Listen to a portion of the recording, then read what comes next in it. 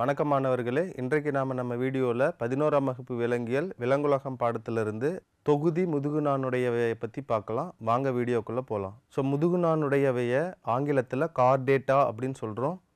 So இந்த Chordata அப்படிங்கிற வார்த்தை கிரேக்க மொழியிலேருந்து நமக்கு கிடைச்சிருக்கு. கிரேக்கத்தில் கார்டே அப்படின்னு கேட்டால் நான் அப்படின்னு அர்த்தம். அப்போ இந்த வகையான விலங்குகள் அனைத்தும் முதுகுநானை கொண்டிருக்கும். ஸோ முதுகுநானுடையவையில் இருக்கக்கூடிய விலங்குகள் அனைத்தும் பல செல் விலங்குகளாகவும் உறுப்பு மண்டல அளவிலான கட்டமைப்பை பெற்றும் இருபக்க சமச்சீர் அமைப்பு உடைய விலங்குகளாகவும் மூவடுக்கு விலங்குகளாகவும் உண்மையான உடற்குழி உடைய விலங்குகளாகவும் கண்டங்களுடைய விலங்குகளாகவும் முதுகுநானுடைய விலங்குகளாகவும் இருக்குது.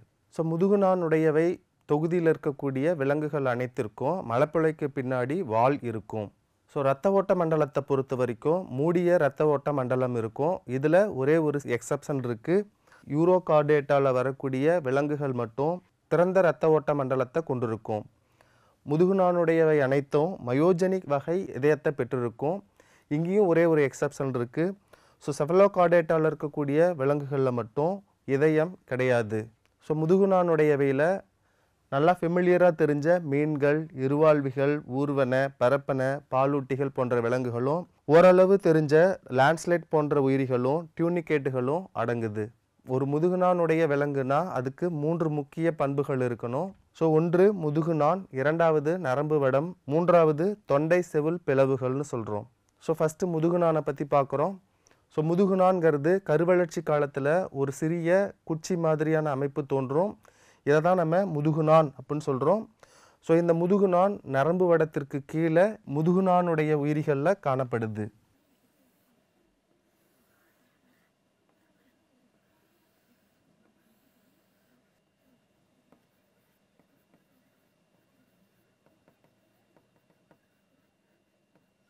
முதுகுநானுடைய விலங்குகளில் முதுகுநான் அந்த உயிரியின் முதுகு புறத்துலையும் நரம்பு வடத்திற்கு வயிற்றுப்புறத்துலையும், அதாவது நரம்பு வடத்திற்கு கீழேயும் இந்த முதுகுநான் இருக்குது. அதான் நரம்பு வடத்திற்கு கீழ் முதுகுநான் இருக்குது இந்த முதுகுநான் விலங்குகள்னு சொல்கிறோம். இப்போ உணவு பாதைக்கு எப்படி இருக்குது முதுகுநான்னு பார்க்குறப்ப முதுகுநான் உணவு பாதைக்கு மேலாக இருக்குது.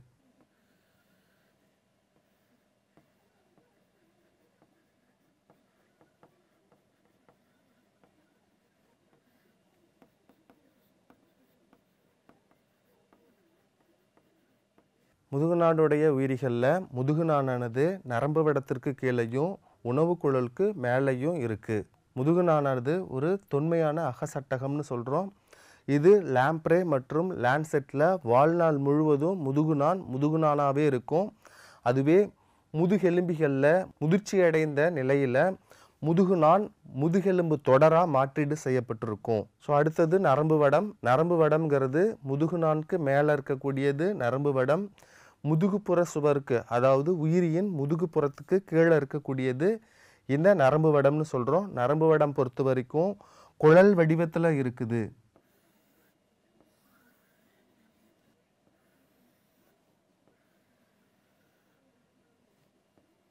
ஸோ குழல் வடிவத்தில் உள்ளீடற்று காணப்படுது. இந்த உள்ளீடற்ற பகுதியில் திரவம் நிரம்பி காணப்படும். இந்த நரம்பு வடம் உடற் செயலில் நிகழ்வுகளை ஒருங்கிணைப்பதற்கு பயன்படுது. அதாவது இந்த நரம்பு வடம் தான் உயர் முதுகு நாணிகளில் முன்முனையில் பருத்து மூளையாகவும் மூளையின் தொடர்ச்சியாக தண்டுவடமாகவும் இருக்குது. அப்போ நரம்பு மண்டலம் உடல் உறுப்புகளின் அனைத்து பணிகளையும் ஒருங்கிணைக்குது. இதை பொறுத்து நரம்பு வடம்ங்கிறது உடற் செயல்பாடுகளை ஒருங்கிணைக்கிறது அப்படின்னு சொல்கிறோம். ஸோ உயர் முதுகு நாணிகளில் நரம்பு வடம் முதுகெலும்பு தொடரால் பாதுகாக்கப்பட்டிருக்கு. மூளை மூளைப்பட்டகம்னு சொல்லக்கூடிய கபாலத்தால் பாதுகாக்கப்பட்டுள்ளது. ஸோ தண்டுவடமானது முதுகெலும்பு தொடரால் பாதுகாக்கப்பட்டிருக்கு. ஸோ அடுத்த பண்பு ஃபரஞ்சியல் கில் ஸ்லிட்ஸ், அதாவது தொண்டை செவில் பிளவுகள்னு சொல்கிறோம். ஸோ அனைத்து முதுகுநானுடைய விலங்குகள்லையும் வாழ்க்கை சுழற்சியின் ஏதாவது ஒரு நிலையில் இந்த தொண்டை செவில் பிளவுகள் காணப்படும். அனைத்து முதுகுநானுடைய விலங்குகளோட தொண்டையிலையும் செவில் பிளவுகள் காணப்படுது. முக்கியமாக கருவளர்ச்சி நிலையில் அனைத்து முதுகுநானுடைய விலங்குகள்லையும் இந்த செவில் பிளவுகள் காணப்படும். ஸோ முதுகுநானுடையவையில் சில விலங்குகள் நீர்லையே வாழுது. அப்படி நீரில் வாழக்கூடிய விலங்குகளில் செவில் பிளவுகள் இரத்த நுண் நாளங்களுடன் கூடிய இழைய வடிவ செவில்களாக மாறுது.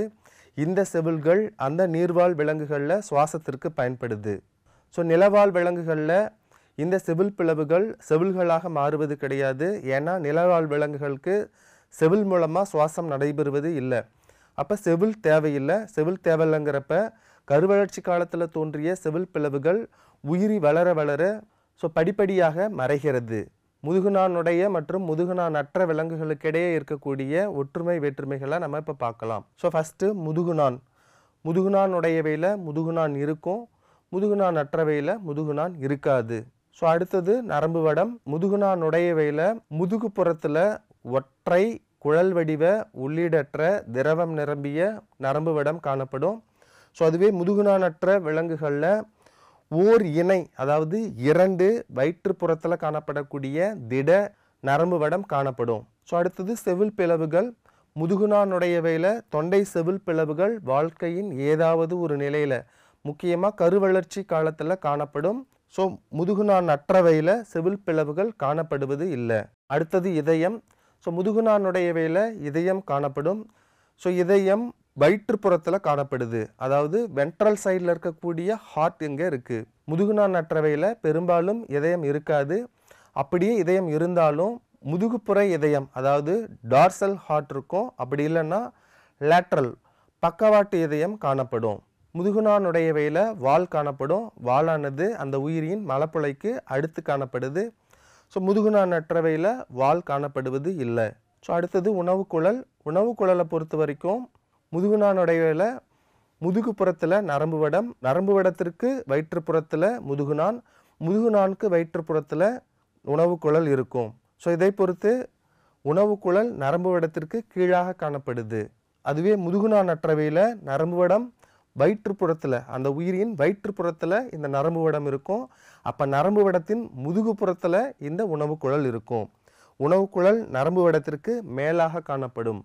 முதுகுநானுடையவை அப்படிங்கிறது ஒரு தொகுதி, விலங்குலகத்தில் வரக்கூடிய ஒரு தொகுதி முதுகுநானுடையவை.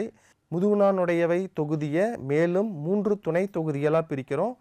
துணை தொகுதி 1 யூரோகார்டேட்டா, துணை தொகுதி 2 செஃபலோகார்டேட்டா, துணை தொகுதி 3 முதுகெலும்புடையவை. இந்த துணை தொகுதியை பற்றி அடுத்தடுத்த வீடியோவில் நம்ம டீட்டெயிலாக பார்க்கலாம். என்ன மாணவர்களே, இன்றைக்கு வீடியோவில் நம்ம முதுகுநானுடையவை பற்றிய கான்செப்ட் பார்த்தோம். வாங்க அதை சார்ந்து ஒரு சில வினாக்களை நம்ம விவாதிக்கலாம். முதல் வினா, முதுகுநானுடையவைகளின் ஒரு பண்பு.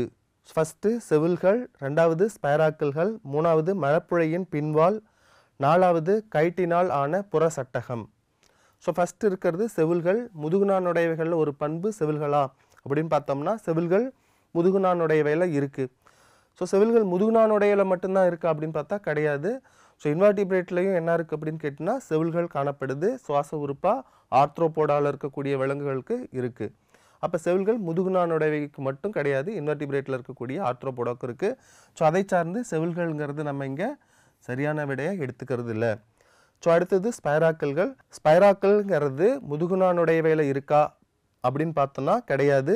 ஸ்பைராக்கிள்கள்ங்கிறது ஆர்த்ரோபோடாவில் பூச்சிகளில் பக்கவாட்டில் இருக்கக்கூடிய காற்று உள் சென்று வெளிவரக்கூடிய துளைகளுக்கு பேர் ஸ்பைராக்கல்னு சொல்கிறோம். அப்போ ஸ்பைராக்கல்ங்கிறது முதுகுநானுடையவையோட ஒரு பண்புன்னு பார்த்தா கிடையாது. அடுத்தது மலப்புழையின் பின் வால். மலப்புழைக்கு அடுத்தது ஒரு வால் இருக்கிறதுங்கிறது கண்டிப்பாக முதுகுநானுடையவையின் ஒரு பண்பு. அதை சார்ந்து இதை நம்ம என்ன பண்ணிக்கலாம், சரியான விடையாக குறிக்கலாம். அடுத்தது கைட்டினால் ஆன புற சட்டகம். கைட்டினால் ஆன புற சட்டகம்ங்கிறது கீழ்நிலை விலங்குகள், அதாவது இன்வெர்டிபிரேட்டில் இருக்கக்கூடிய ஒரு பண்பு. எஸ்பெஷலி ஆர்த்ரோபோடாவில் இந்த பண்பு இருக்கும், முதுகுநானுடையவையில் மட்டும் இருக்கிறது கிடையாது. அதை சார்ந்து இந்த விடையும் தவறாக கருதுகிறோம். அப்போ முதுகுநானுடையவைகளின் ஒரு பண்புக்கு மழப்புழையின் பின் வால் அப்படிங்கிறத நம்ம ஆன்சராக குறிச்சிருக்கிறோம். வாங்க நம்ம ஆன்சர் கரெக்டாக இருக்கான்னு பார்க்கலாம். முதுகுநானுடையவைகளின் ஒரு பண்பு அப்படிங்கிறதுக்கு மழப்புழையின் பின்வால் அப்படிங்கிறது சரியான விடையாக இருக்குது. வாங்க அடுத்த கொஸ்டின் பார்க்கலாம். விதிவிலக்கற்ற முதுகெலும்புள்ளவைகளின் பொதுவான பண்புகள். 4 ஆப்ஷன் கொடுத்துருக்குறாங்க. இதில் எக்ஸப்ஷனல் எதுவும் இல்லாமல் முதுகெலும்புள்ளவைகளின் பண்புகளை நமக்கு பார்க்குறோம். ஃபஸ்ட் என்ன இருக்குன்னா உடல் பிரிவுகள். உடலை தலை, கழுத்து, உடல் அப்படின்னு 3 பிரிவாக பிரிக்கிறோம் அப்படின்னு சொல்லி கொடுத்துருக்காங்க. 2வது உடல் வெளி சட்டகத்தால் சூழப்பட்டுள்ளது. 3வது 2 இணை உறுப்புகள் செயல்படும். அடுத்தது நன்கு வளர்ச்சியடைந்த கபாலம். இதில் கொடுத்துருக்காங்க. இதில் எக்ஸப்ஷனல் இல்லாமல் முதுகெலும்புள்ளவைக்கு எது பொருந்ததுன்னு பார்க்குறோம். உடல் பிரிவுகள் தலை, கழுத்து, உடல். எல்லா முதுகெலும்புள்ளவையும் நம்ம தலை கழுத்து உடல்னு பிரிக்கிறோமான்னு கேட்டால் கிடையாது. எஸ்பெஷலி ஆஃபிபியன்ஸில் பார்த்தீங்கன்னா இந்த கழுத்துங்கிற போர்ஷன் இல்லாமல் இருக்கும். எடுத்துக்காட்டுக்கு தவளை. ஸோ அப்போ இந்த ஆப்ஷன் நம்ம தவறாக இருக்குங்கிறத நம்ம குறிச்சிக்கிறோம். ஸோ அடுத்தது உடல் வெளி சட்டகத்தால் சொல்லப்பட்டுள்ளது. உடலில் எக்ஸோஸ்கெலட்டான் இருக்கான்னு சொல்கிறாங்க. அனைத்து முதுகெலும்புள்ளவைகளிலும் இந்த வெளி சட்டகம் இருக்கான்னு பார்த்தா கிடையாது. எஸ்பெஷலி பாலூட்டிகளில் வெளி சட்டகம் அப்படிங்கிறது கிடையாது. ஸோ அதை பொறுத்து இந்த ஆப்ஷனையும் நம்ம என்ன பண்ணுறோம், தவறாக குறிச்சிக்கிறோம். ஸோ அடுத்தது 2 இணை உறுப்புகள் செயல்படும் அப்படின்னு கொடுத்துருக்காங்க. ஸோ இணை உறுப்புகள் எல்லா முதுகெலும்புள்ள விலங்குகள்லையும் இருக்கான்னு பார்த்தா கிடையாது. ஸோ இணை உறுப்புகள் இல்லாத முதுகெலும்புள்ள விலங்குகளும் இருக்குது. எடுத்துக்காட்டுக்கு பாம்பு நம்ம சொல்லலாம். ஸோ அப்போ அதெல்லாம் எக்ஸப்ஷனில் வருது. ஸோ அப்போ 2 இணை உறுப்புகள் செயல்படுங்கிறது தவறாக இருக்குது. ஸோ அடுத்தது நன்கு வளர்ச்சி அடைந்த கபாலம். மூளை வந்து கபாலத்தால் பாதுகாக்கப்பட்டிருக்கும். ஸோ எல்லா முதுகெலும்புள்ள விலங்குகள்லையும் மூளை இருக்கும். மூளை வந்து மூளைப்பட்டகம்னு சொல்லக்கூடிய கபாலத்தால் பாதுகாக்கப்பட்டிருக்கும். ஸோ அதை பொறுத்து நன்கு வளர்ச்சி அடைந்த கபாலம்ங்கிறது இங்கே சரியான விடையாக இருக்குது. வாங்க நம்ம ஆன்சர் கரெக்டாக இருக்கான்னு பார்க்கலாம். ஸோ விதிவிலக்கற்ற முதுகெலும்புள்ளவைகளில் பொதுவான பண்புகள் அப்படிங்கிறதுக்கான ஆன்சர் நன்கு வளர்ச்சி அடைந்த கபாலம்ங்கிறது சரியான விடையாக இருக்குது. வாங்க அடுத்த கொஸ்டின் பார்க்கலாம். ஸோ கணுக்காலிகள், மெல்லுடலிகள், முட்தோலிகள் மற்றும் முதுகெலும்பு உயிரிகளில் காணப்படும் பண்புகள். ஸோ இதில் மூவடுக்கு விலங்குகள் மற்றும் உடற்குழி, அகசட்டகம் மற்றும் உடற்குழி, கூட்டுக்கண்கள் மற்றும் கண்டங்கள், உடற்குழி மற்றும் பீனியல்கள்னு ஆப்ஷன் கொடுத்துருக்காங்க. வாங்க ஒவ்வொரு ஆப்ஷனாக பார்க்கலாம். ஃபஸ்ட்டு மூவடுக்கு விலங்குகள். ஸோ கணுக்காலி, மெல்லுடலி, முட்தோலி மற்றும் முதுகெலும்பு உயிரிகள் அனைத்துமே மூவடுக்கு விலங்குகளாக இருக்கிறாங்க. ஸோ இங்கே இருக்கக்கூடிய விலங்குகள் அனைத்துமே உடற்குழி, உண்மையான உடற்குழி கொண்ட விலங்குகளாகவும் இருக்கிறாங்க. ஸோ அப்போ இந்த ஆன்சர் கரெக்டாக இருக்குது. வாங்க மற்ற ஆன்சரையும் நம்ம செக் பண்ணிடலாம். ஸோ அடுத்தது அகசட்டகம் கொடுத்துருக்காங்க. ஸோ கணுக்காலிகள், மெல்லுடலிகள், முட்தோலிகளில் சட்டகம் வெளிப்புறத்தில் இருக்கும், புற சட்டகம் காணப்படும். கைட்டிலால் ஆன ஓடு, கால்சியத்தால் ஆன ஓடுகள்லாம் புற சட்டகமாக இருந்து உயிரிகளை பாதுகாக்குது. அப்போ அகசட்டகம்ங்கிறது இந்த இடத்துல தவறாக இருக்குது. ஸோ அடுத்தது உடற்குழிங்கிறது இங்கே சரியாக இருக்குது. ஸோ அதை பொறுத்து இந்த ஆப்ஷன் வந்து தவறாக இருக்குது. ஸோ அடுத்தது கூட்டுக்கண்கள் மற்றும் கண்டங்கள். ஸோ கூட்டுக்கண்கள் கணுக்காலியில் கூட்டுக்கண்கள் காணப்படும். ஸோ அடுத்தது முதுகெலும்பு உயிரிகளில் கூட்டுக்கண்கள் காணப்படுமான்னு கேட்டால் கிடையாது. அங்கே தனி கண்கள் காணப்படுது. அதனால் இது வந்து தவறாக இருக்குது. ஸோ அனைத்து விலங்குகள்லையும் கண்டங்கள் காணப்படுதான்னு பார்த்தா அதுவும் கிடையாது. ஸோ கண்டங்கள் பார்த்திங்கன்னா கணுக்காலிகள், முதுகெலும்பு உயிரிகளில் கண்டங்கள் காணப்படும். ஸோ மெல்லுடலிகள், முட்தோலிகளில் கண்டங்கள் இருக்கிறது கிடையாது. ஸோ அதை சார்ந்து இந்த ஆன்சரும் நமக்கு தவறாக இருக்குது. ஸோ அடுத்தது உடற்குழி மற்றும் பீனியல் கண். ஸோ அனைத்து விலங்குகளும் உடற்குழி உடைய விலங்குகள் தான். பட் பீனியல் கண்கிறது கணுக்காலிகள், மெல்லுடலிகள், முட்தோலிகளில் காணப்படுவது கிடையாது. இதை சார்ந்து ஸோ இந்த விடையும் தவறாக இருக்குது. அப்போ கணுக்காலிகள், மெல்லுடலிகள், முட்தோலிகள் மற்றும் முதுகெலும்பு உயிரிகளில் காணப்படும் பண்புகள்ங்கிற வினாக்கு மூவடுக்கு விலங்குகள் மற்றும் உடற்குழி அப்படிங்கிறது சரியான விடையாக இருக்குது. வாங்க நம்ம ஆன்சர் கரெக்டாக இருக்கான்னு செக் பண்ணலாம். கணுக்காலிகள், மெல்லுடலிகள், முட்தோலிகள் மற்றும் முதுகெலும்பு உயிரிகளில் காணப்படும் பண்புகளுக்கு மூவடுக்கு விலங்குகள் மற்றும் உடற்குழிங்கிறது சரியாக இருக்குது. வாங்க அடுத்த வினாவை பார்க்கலாம். முதுகுநான் உயிரிகளில் எவ்வகையான பண்பு காணப்படுவதில்லைங்கிற வினா. இதில் 4 ஆப்ஷன் இருக்குது. ஃபர்ஸ்ட் ஆப்ஷன் உதரவிதானம், 2வது உடற்குழி, 3வது தொண்டை செவில் பிளவு, 4வது முதுகுப்புற நரம்பு கற்றை. ஸோ கொஸ்டினை நல்லா வாசிக்கிறோம். முதுகுநான் உயிரிகளில் எவ்வகையான பண்பு காணப்படுவதில்லைன்னு கொடுத்துருக்காங்க. ஸோ அப்போ ஏதேனும் ஒரு பண்பு முதுகுநான் உயிரிகளில் இல்லை, அப்போ மீதி எல்லா பண்பும் முதுகுநான் உயிரிகளில் இருக்குது அப்படின்னு அர்த்தம். அப்போ ஃபஸ்ட்டு என்ன இருக்குது அப்படின்னு கேட்டிங்கன்னா உதரவிதானம். ஸோ அனைத்து முதுகுநான் உயிரிகள்லையும் உதரவிதானம் காணப்படுவது இல்லை. ஸோ இதை பொறுத்து உதரவிதானம்ங்கிறத நம்ம ஆன்சராக குறிக்கலாம். ஸோ வாங்க மற்ற ஆப்ஷனையும் பார்த்துடலாம். ஸோ அடுத்தது உடற்குழி. உடற்குழிங்கிறது அனைத்து முதுகுநானுடைய உயிரிகள்லையும் காணப்படக்கூடிய ஒரு பண்பு தான். ஸோ இங்கே கொஸ்டின் வந்து காணப்படுவதில்லைன்னு கேட்டிருக்காங்க. அப்போ அனைத்து முதுகுநானுடைய உயிரிகளுமே உடற்குழி உடைய விலங்குகள் தான். ஸோ அடுத்தது தொண்டை செவில் பிளவுகள். அனைத்து முதுகுநானுடையவையிலுமே கருவளர்ச்சி காலத்தில் தொண்டை செவில் பிளவுகள் காணப்படும். ஸோ அதை சார்ந்து தொண்டை செவில் பிளவுகள் வந்து இருக்கிறதுனால கொஸ்டினில் காணப்படுவதில்லை கேட்டிருக்கிறாங்க. ஸோ அதை சார்ந்து இந்த ஆப்ஷனும் தவறாக குறிக்கிறோம். ஸோ அடுத்தது முதுகுப்புற நரம்பு கற்றை. அனைத்து முதுகுநானுடையவைகள்லையுமே நரம்பு வடம் முதுகுப்புறத்தில் இருக்குது.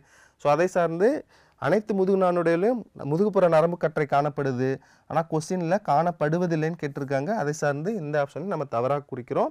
ஸோ அப்போ நம்ம முதுகுநான் உயிரிகளில் எவ்வகையான பண்பு காணப்படுவதில்லைங்கிற வினாவுக்கு விடையாக நம்ம உதரவிதானத்தை குறிக்கிறோம். வாங்க நம்ம ஆன்சர் கரெக்டாக இருக்கான்னு செக் பண்ணலாம். முதுகுநான் உயிரிகளில் எவ்வகையான பண்பு காணப்படுவதில்லைங்கிற வினாவுக்கு சரியான விடையாக உதரவிதானம்ங்கிறது இருக்குது. ஸோ வாங்க நம்ம நெக்ஸ்ட் கொஸ்டின் பார்க்கலாம். பின் வருவனவற்றுள் எதில் கருவளர் நிலைகளில் முதுகுநான் காணப்படுகிறது? இது கொஸ்டின். ஆல் ஆப்ஷன் கொடுத்துருக்காங்க. ஃபர்ஸ்ட் ஆப்ஷன் அனைத்து முதுகுநாணிகள், ரெண்டாவது சில முதுகுநாணிகள், மூணாவது முதுகெலும்பிகள், நாலாவது முதுகுநான் அற்றவை. ஸோ இதில் ஃபஸ்ட்டு அனைத்து முதுகுநாணிகள், அனைத்து முதுகுநாணிகளோட கருவளர்ச்சி நிலைகளிலுமே இந்த முதுகுநான் காணப்படும். ஸோ அப்போ ஆன்சராக நம்ம இதை குறிக்கலாம். ஸோ வாங்க அடுத்தடுத்த ஆப்ஷனும் எப்படி இருக்குன்னு பார்க்கலாம். அடுத்தது சில முதுகுநாணிகள். ஒரு சில முதுகுநாணிகளில் மட்டும்தான் கருவளர்ச்சி நிலையில் முதுகுநான் காணப்படுதான்னு கேட்டால் கிடையாது. ஸோ அனைத்து முதுகுநாணிகளோட கருவளர்ச்சி காலத்துலேயுமே முதுகுநான் காணப்படுது. ஸோ அதை சார்ந்து இந்த விடை தவறாக இருக்குது. அடுத்தது முதுகெலும்பிகள். முதுகெலும்பிகளில் மட்டும்தான் கருவளர்ச்சி நிலையில் முதுகுநான் காணப்படுதா கேட்டால் கிடையாது. ஸோ முதுகெலும்பிகள் தாண்டி யூரோகார்டேட்டா, செஃபலோகார்டேட்டான்னு 2 துணை தொகுதி இருக்குது. ஸோ அந்த துணை தொகுதியிலுமே கருவளர்ச்சி நிலையில் தோன்றக்கூடிய இந்த முதுகுநானானது காணப்படுது. ஸோ அதை சார்ந்து முதுகெலும்பிகள்ங்கிறது தவறாக இருக்குது. ஸோ அடுத்தது முதுகுநான் அற்றவை. முதுகுநான் அற்றவையில் முதுகுநானே தோன்றுவது கிடையாது. முதுகுநான் இல்லாததுனால தான் அந்த உயிர்களை நம்ம முதுகுநான் அற்றவைன்னு சொல்கிறோம். ஸோ அதை சார்ந்து இந்த விடையும் தவறாக இருக்குது.